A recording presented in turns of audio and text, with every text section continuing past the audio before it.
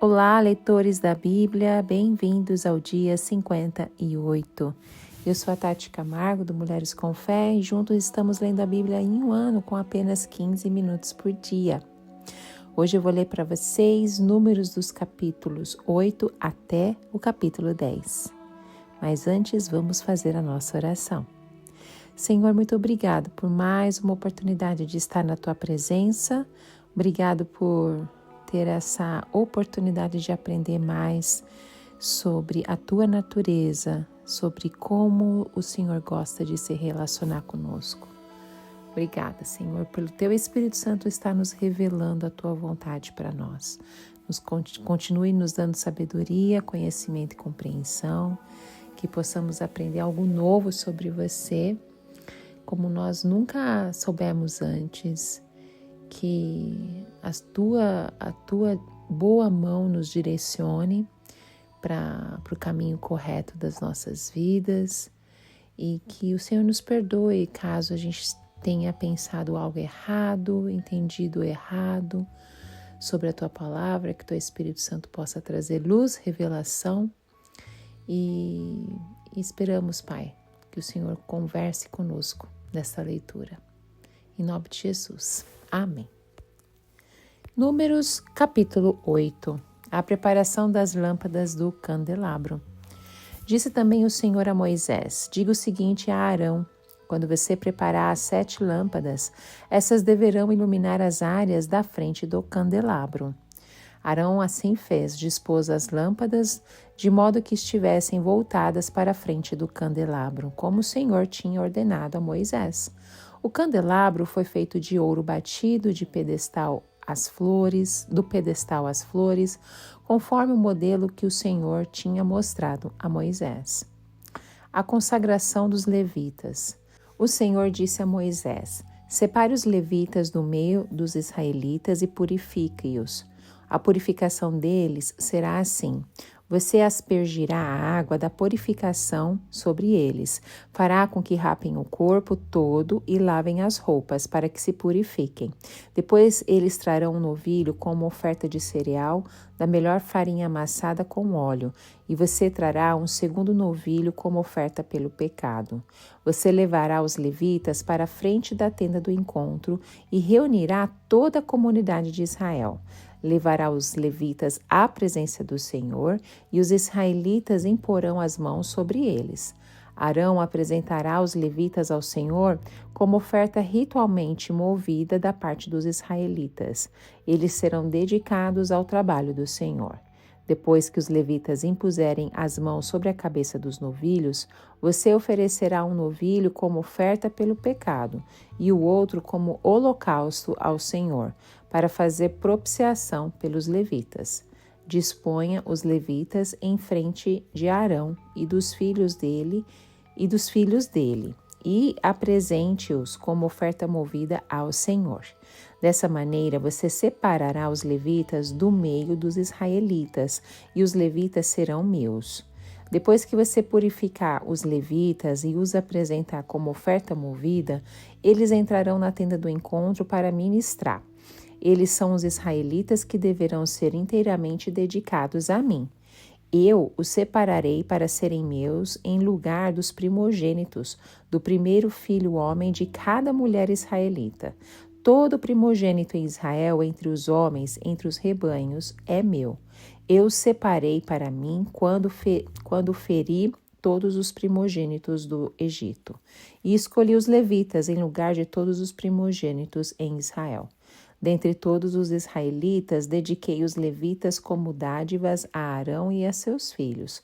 Eles ministrarão na tenda do encontro em nome dos israelitas e farão propiciação por eles, para que nenhuma praga atinja os israelitas quando se aproximarem do santuário. Moisés, Arão e toda a comunidade de Israel fizeram como os levitas, como o Senhor tinha ordenado a Moisés. Os levitas se purificaram e lavaram suas roupas, e Arão os apresentou como oferta ritualmente movida perante o Senhor e fez propiciação por eles para purificá-los.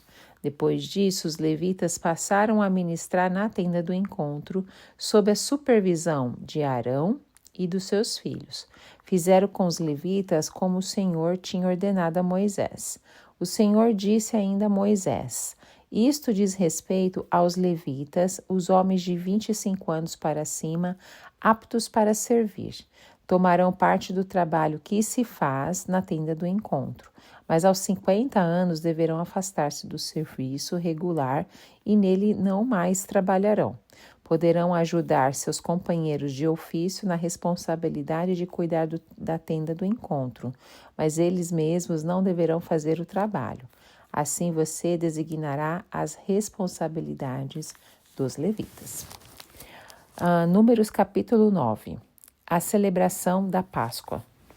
O Senhor falou com Moisés no deserto do Sinai, no primeiro mês do segundo ano depois que o povo saiu do Egito.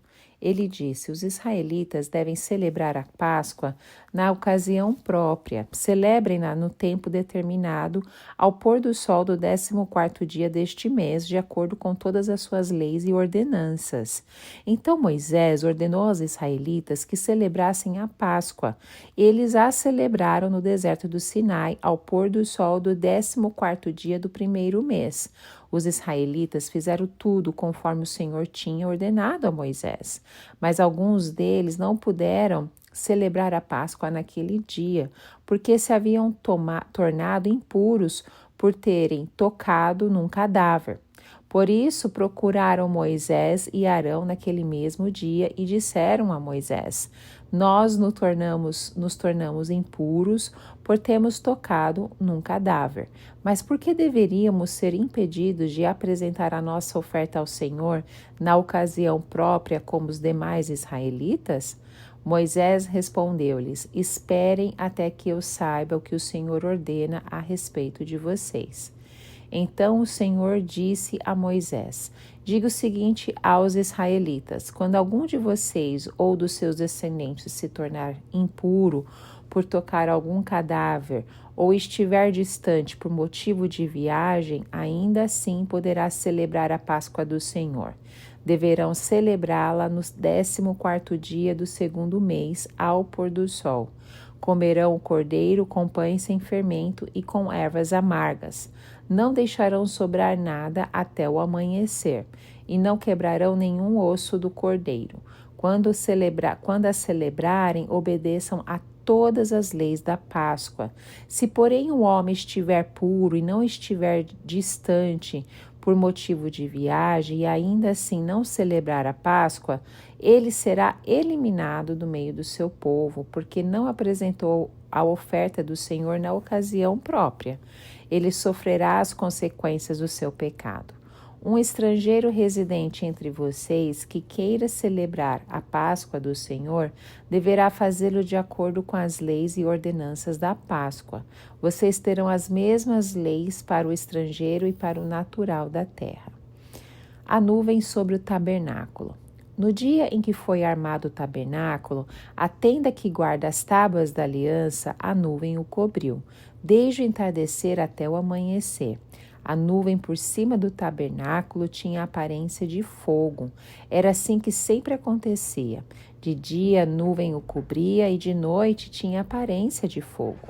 Sempre que a nuvem se levantava de cima da tenda, os israelitas partiam. No lugar em que a nuvem descia, ali acampavam. Conforme a ordem do Senhor, os israelitas partiam e, conforme a ordem do Senhor, acampavam. Enquanto a nuvem estivesse por cima do tabernáculo, eles permaneciam acampados. Quando a nuvem ficava sobre o tabernáculo por muito tempo, os israelitas cumpriam suas responsabilidades para com o Senhor e não partiam. Às vezes, a nuvem ficava sobre o tabernáculo poucos dias. Conforme a ordem do Senhor, eles acampavam, e também conforme a ordem do Senhor, partiam.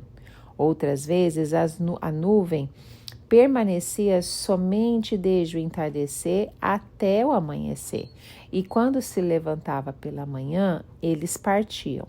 De dia ou de noite, sempre que a nuvem se levantavam, eles partiam.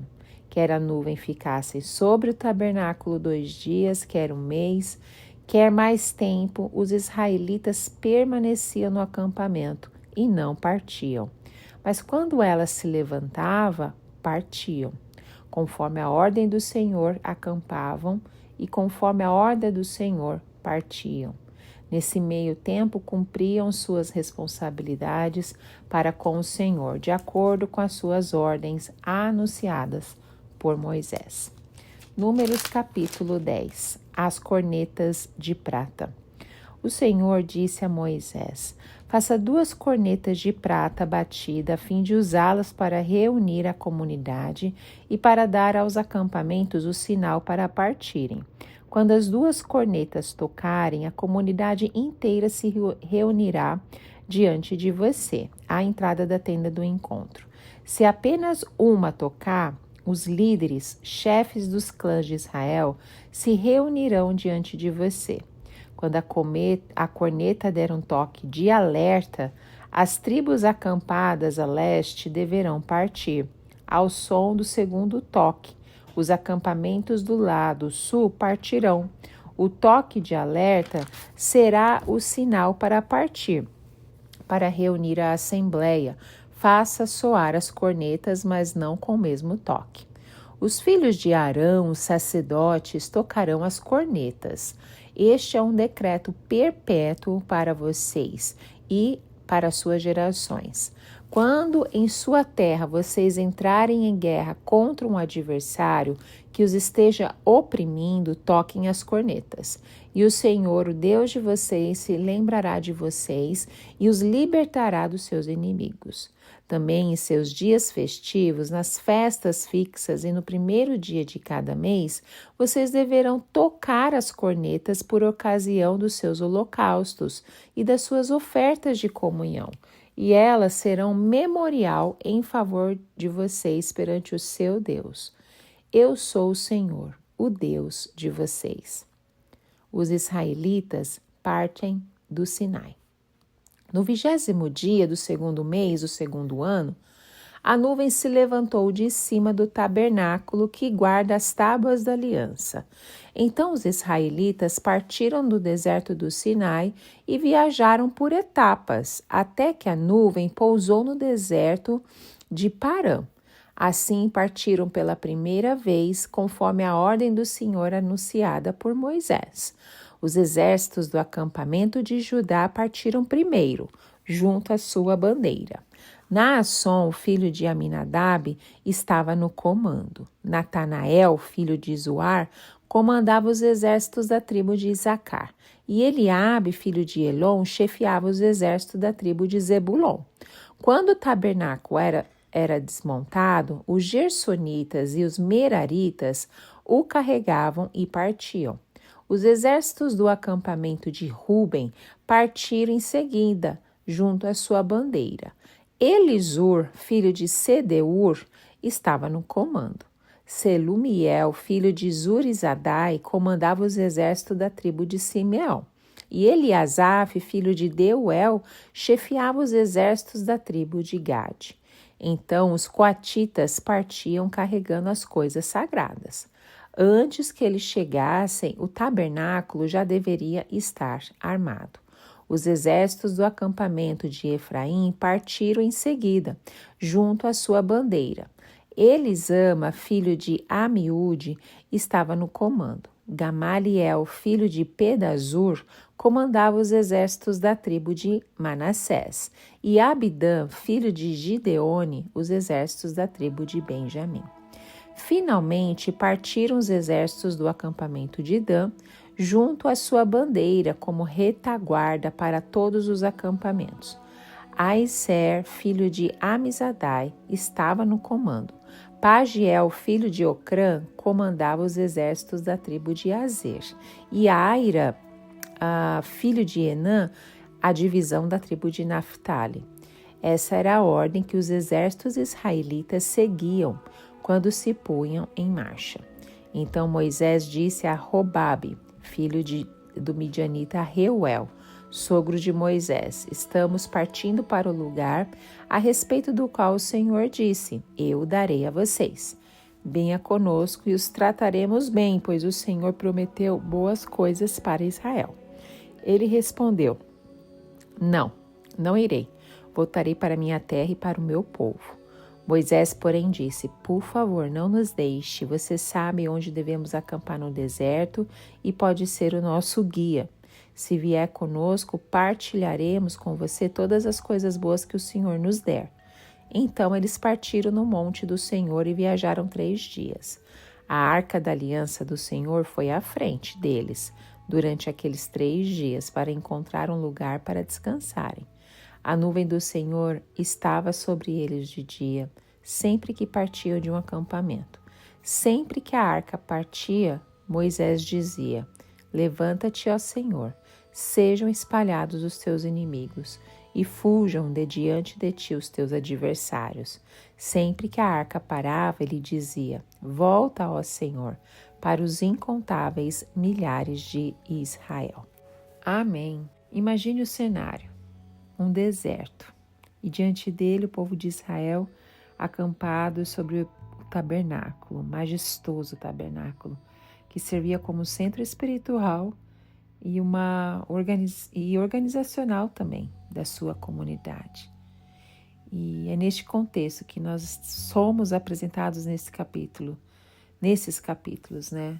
E detalhes fascinantes da construção e também a menção das cornetas de prata, né? Que desempenhavam um papel crucial na coordenação das atividades do acampamento e na comunicação com Deus e o seu povo.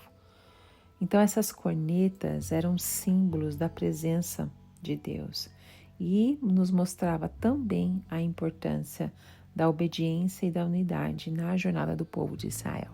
São muitos ensinamentos, mas espero que Deus continue falando no seu coração cada vez mais. E se você ainda não segue o Mulheres com Fé _oficial, faça isso hoje mesmo no Instagram. E não deixa de se inscrever no canal do YouTube, fazer seus comentários, compartilhar. E dessa forma vão alcançar mais pessoas. Que Deus te abençoe e até o próximo áudio. Tchau, tchau.